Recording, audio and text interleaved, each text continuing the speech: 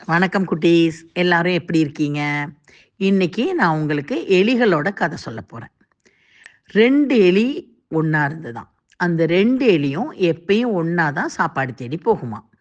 ஒரு நாள் இந்த 2 எலியும் சாப்பாடு தேடி போகும்போது, ஒரு கடைக்குள்ள போனாங்களாம். அந்த கடைக்குள்ள மூடியிருந்த கடை. நெறைய ஜாடிகள்ல பால் இருந்ததாம்.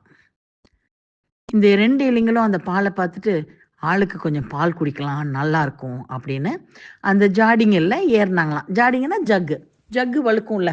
வழுக்க வழுக்க கஷ்டப்பட்டு 2 பேரும் ஒவ்வொரு ஜாடியில ஏறி என்ன பண்ணியிருக்காங்க, ஒரு எலி ஒரு ஜாடியிலேருந்து குடிக்க குனியும்போது உள்ள விழுந்துருச்சு.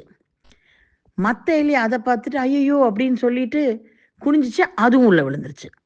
உள்ள விழுந்தோனே முதல்ல விழுந்த எலிக்கு ரொம்ப பயமாயிடுச்சு. ஆஹா! பால்ல முங்கி நம்ம இறந்துற போறோம் அப்படின்னு, அதோட காலெல்லாம் அப்படியே வேக வேகமா அடிச்சு, அப்படியே ஒரு பதட்டத்துல என்ன பண்றது? எப்படியாவது மேல வந்துரணும் அப்படின்னு பதட்டத்துல அடி அடின்னு அடிச்சுச்சான்.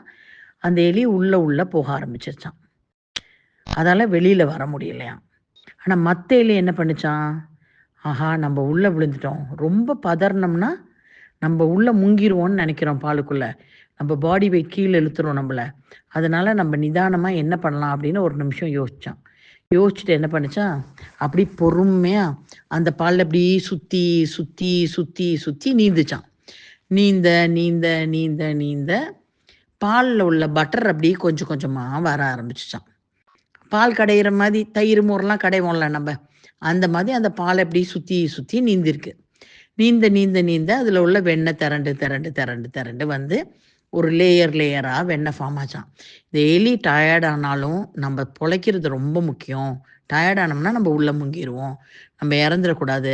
நம்ம கஷ்டப்பட்டாவது நீந்தணும் அப்படின்னு சொல்லி நீந்தி, நீந்தி, நீந்தி அப்படி வெண்ணெய் மேல அப்படி படர்ந்து வரும்போது, அந்த வெண்ணெயில மெல்ல கால வச்சு, ஜார்ல மேல ஏறி வெளியில குதிச்சிருச்சாம்.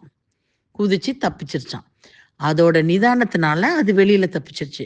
தப்பிச்சுட்டு, அடடா! நம்ம ஃப்ரெண்ட் என்ன ஆனாரு அப்படின்னு பார்த்தா, அந்த ஜார்ல மெல்ல ஏறி பார்த்தா, அது உள்ள முங்கிக்கிட்டு இருக்கான்.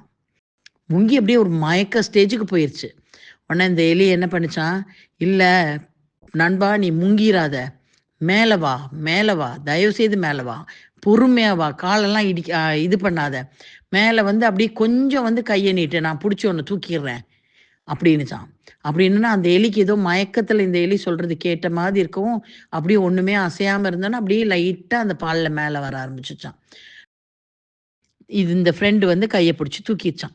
தூக்கி மயங்கின எலிய வயித்தெல்லாம் அமுக்கி பாலெல்லாம் வெளியில கொண்டாந்து 2 பேரும் கொஞ்சம் நிதானமாகி, அங்க இருந்த மத்த சாப்பாட சாப்பிட்டு, "அப்பாடா!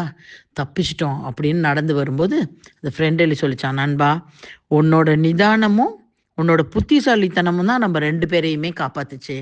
இல்லாட்டி பாரேன், நீயும் இறந்து போயிருப்ப, நானும் இறந்து போயிருப்பேன். நான் கிட்டத்தட்ட இறந்து போயிட்டேன். நீ தான் என்ன காப்பாத்துன. நிதானமான புத்திசாலித்தனம் கண்டிப்பா வேணும் நண்பா." அப்படின்னுச்சான். அப்படின்னா, "ஆமா, பொழைச்சுக்கிட்டோம். கடவுளுக்கு நன்றி." அப்படின்னு 2 பேரும் வீட்டுக்கு நடந்து போனாங்களாம். குட்டீஸ், இந்த கதையிலேருந்து நம்ம என்ன தெரிஞ்சுக்கிறோம்? ஏதாவது ஒரு பிரச்சனை வரும்போது அவசரப்பட்டு, "அடடா! என்ன பண்ணுவோம்?" அப்படின்னு பதறக்கூடாது. அதனால தான் நம்ம பாட்டிமாரு, பெரியவங்கலாம் சொல்லுவாங்க, "பதறிய காரியம் சிதறிப் போகும்" அப்படிம்பாங்க.